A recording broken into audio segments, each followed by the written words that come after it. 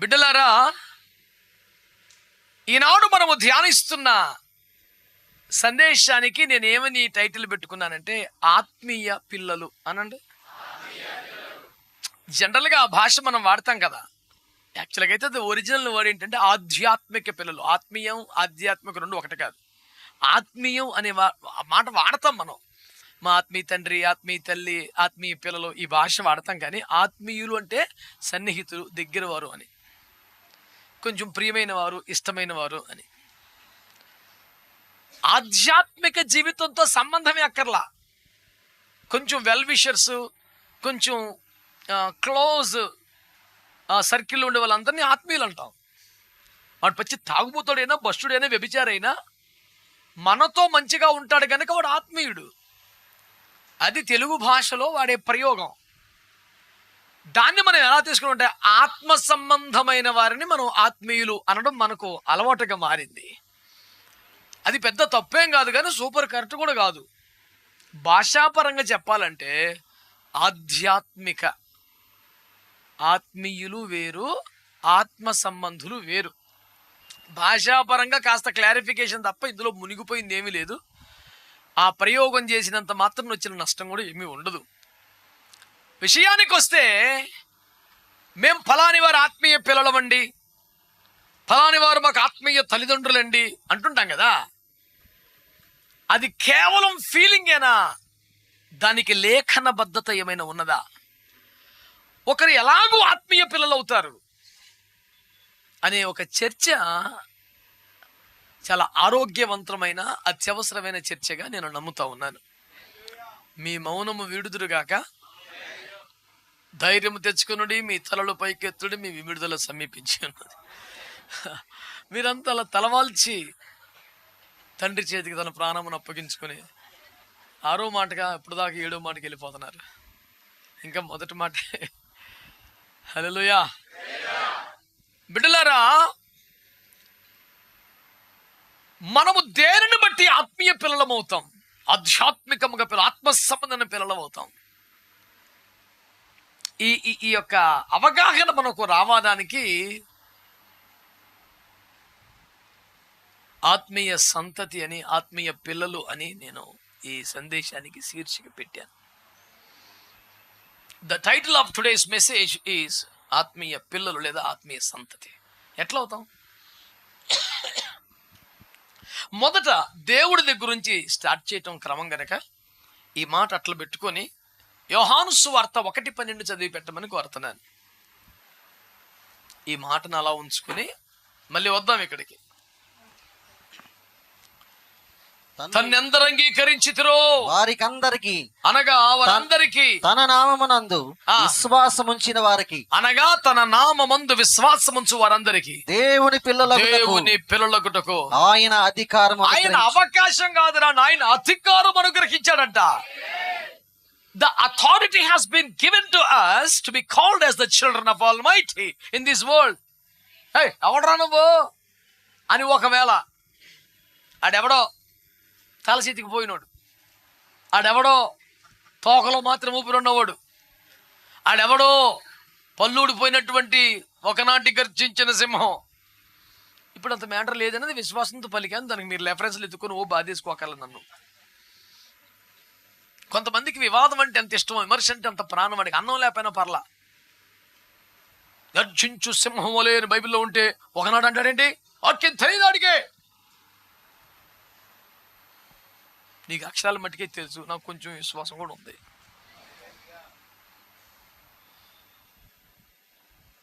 దానియేలు కాలంలో సింహాల నోళ్ళు ముయించిన దేవుడు నేటికి అలాంటి పనులు చేయగలడని నేను నమ్ముతుంటాను.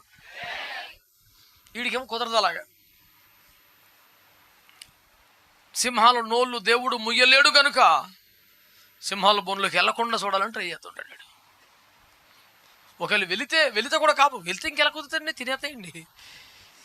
వీడికి యేసు ప్రభు కంటే సింహాల మీద ఎక్కువ విశ్వాసం వీడికి. వాడిప్పుడు నన్ను విమర్శించే అవతారం ఎత్తాడు.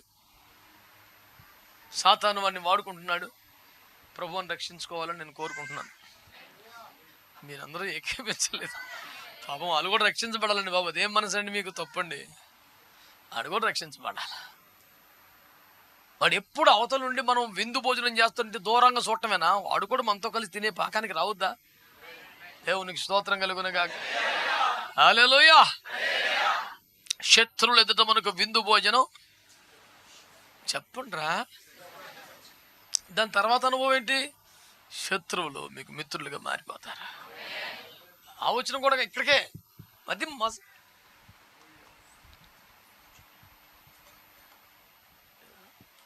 ఇప్పుడు సౌండ్ ఇంజనీర్ పెట్టి అందరూ దేవునికి స్తోత్రం చేయలేదా? సౌండ్ ఇంజనీర్ అంటే ఇంకొక అర్థం కూడా ఉంది, చెవులు వినపడవు సరిగాని. ఆరోహణమైనగా భూమి యొక్క కింది స్థలములకు దిగినని అర్థమిచ్చుచున్నది కదా అన్న కోణంలో సౌండ్ ఇంజనీర్ అనగా చక్కగా వినిపించువాడని కాదు, అసలు వినిపించుకోని వాడు అని అర్థం కూడా. వచ్చుచున్నది, అనిపించుచున్నది. నాకు సహనం లేదంటారు, ఇంతమందిని పడుతున్నాను, మీకు ఎందుకట్ట సాక్ష్యం మాట్లాడుతున్నారు అసలు? దేవునికి స్తోత్రం. హల్లెలూయా. నాకు సహనం లేదనే పరిశుద్ధులు ఎవరిని ఉంటే మా బ్యాచ్ని ఎత్తుకెళ్ళిపోయి వారం రోజులు ఇంట్లో పెట్టుకోండి. మళ్ళీ ఆదివారం ఇదే చెప్పండి మీరు నాకు, నేను తల ఉంచుతా.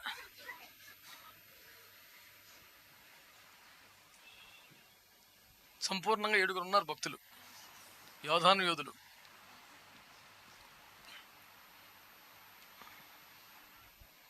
అందరికి వందనాలండి. ప్రశ్నార్థకంగా నా ముఖం చూస్తుంటేను మరి ఏం చేయను? తన్ను ఎందరు అంగీకరించరు అనగా తన నామముందు విశ్వాసముంచు వారందరికి దేవుని పిల్లలకు ఒక అధికారం అనుగ్రహించాడు.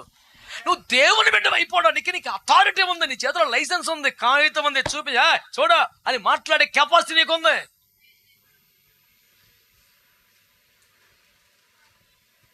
భూమి కొనేసుకున్నావు, అక్కడికి వెళ్తాడు ఇంకో ఇల్లు కట్టేసుకుని ఉన్నాడంట.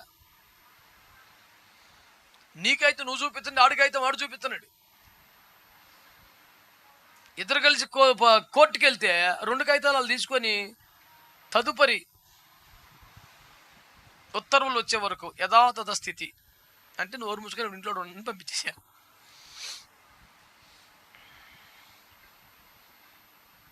చేతిలో పట్టా పెట్టుకుని అధికారం లేనట్టు అయిపోయింది బతుకు. భూమి మీద అంత అందంగా ఎడుతుంది ఎవ్వరం. మీ అధిపతులు న్యాయమును అనుసరించి తీర్పు తీర్చుతారన్నమాట, నిజమా అని అన్నాడు కీర్తనలో.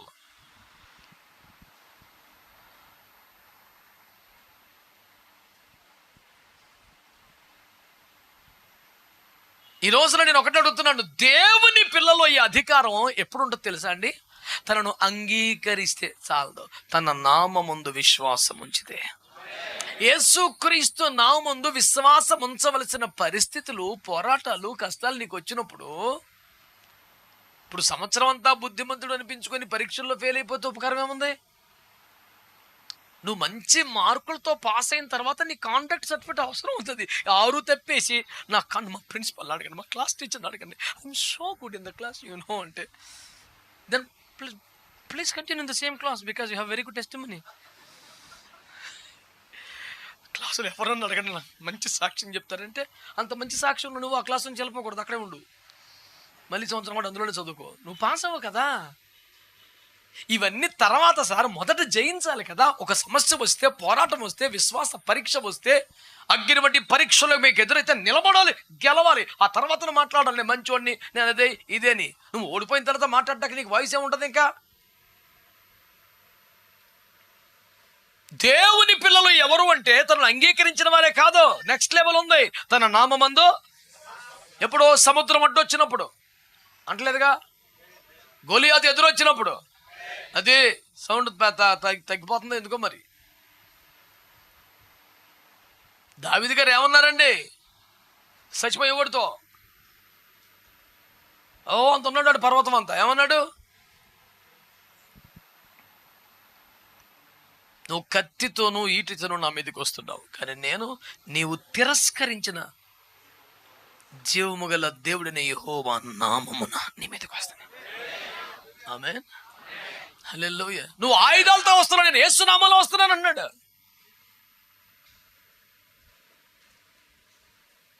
నువ్వు కత్తులతో ఇట్లతో వస్తున్నావు, ఈ దినమున యెహోవా కత్తితో ఈటతో జయించువాడు కాదని తన నామములో విజయం ఇవ్వగలడని నీకు నువ్వు దండులోని వారికి తెలుసుతో చూసుకో అన్నాడు. తన పూర్వాన అనుభవాలను బట్టో, సాధించిన విజయాలను బట్టో, తనకు టాలెంట్ని బట్టో, తన వడిసిన రాయిని బట్టో అతడు ధైర్యంగా లేడు. నీవు తిరస్కరించిన జీవముగల దేవుడనే యెహోవా నామమున నీ మీదకి వస్తున్నాను అంటున్నాను. ఈరోజు గొలియాతు అనేవాడు ఒక రోగం కావచ్చు, వ్యాధి కావచ్చు, వ్యక్తి కావచ్చు, సమస్య కావచ్చు, నింద కావచ్చు, పోరాటం కావచ్చు, బలహీనత కావచ్చు. అవతలాడు ఎవడైతే నీకు ఎందుకంటే అది సింహమైనా, ఎలుగుబంటి అయినా, గొలియాతు అయినా నువ్వు పెట్టుకెళ్ళేది యేసునామం ఒకటే. హల్లెలూయా. ఒక్కో పనికి ఒక్కొక్క టూల్ ఉంటుంది, ఒక్కొక్క జబ్బుకు ఒక్కొక్క మందు ఉంటుంది. మనకి దేనికైనా ఒకటే యేసు రక్తం ఇచ్చి.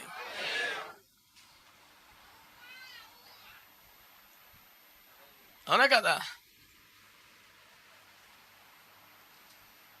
ఒక్కటే. అన్ని నామముల ఉన్నతమగు యేసు నామము.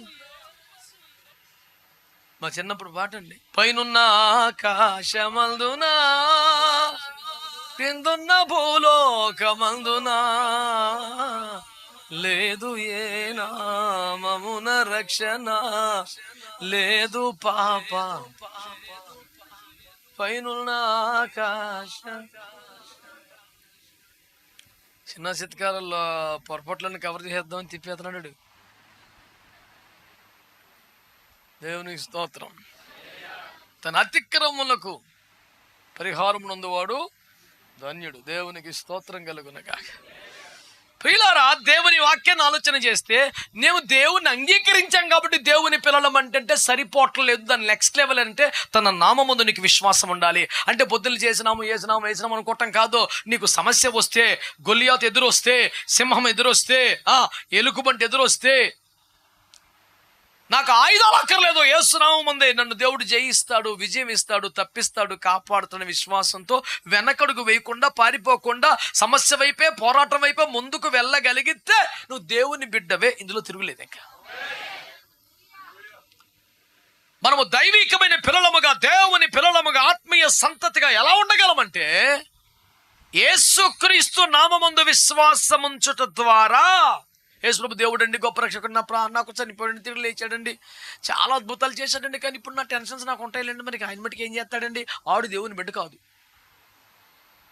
ఇవన్నీ చేసింది నాకు విజయం ఇవ్వడానికే. మరణంలోకి వెళ్ళి మరణ వేదనల బలిని చావునే చంపి సాతాను గుండెలు చీల్చి తిరిగి లేచిన దేవుడు ఇప్పుడు నా గుండెల్లో కొలువై ఉన్నాడు. ఆయన నాకు చాలిన దేవుడు. తన నామమే బలమైన దుర్గము. అది ఎవడైనా కానీ, గొలియాతు కానీ, ఎలుగుబంటి కానీ, సింహం కానీ, నేను యేసు నామముతో ముందుకెళ్ళిపోతాను అని ఎదుర్కొనగలిగిన విశ్వాసమును ఎవడు కలుగుంటాడో వాడు. చెప్పట్లా మీరు? మాట్లాడండి గట్టిగా. అసలు నీకు పోరాటమే రాకపోతే, నీకు ఎలుగుబంటి ఎదురవ్వకపోతే, నీకు అసలు సింహం ఎదురుపడకపోతే, నీకు గొలియాతు గాడే నిన్ను సవాల్ చేయకపోతే, భయంకరంగా నిన్ను దూషించి తన దేవతల పేరు నిన్ను శపించకపోతే, అలాంటి ఒక సిచ్యువేషన్ నీకు రాకపోతే నువ్వు దేవుని బిడ్డవు అని నిరూపించుకునే ఛాన్స్ నీకు ఉండదు. మంచి విద్యార్థులు ఎప్పుడు కూడా పరీక్షలు కోరుకుంటారు.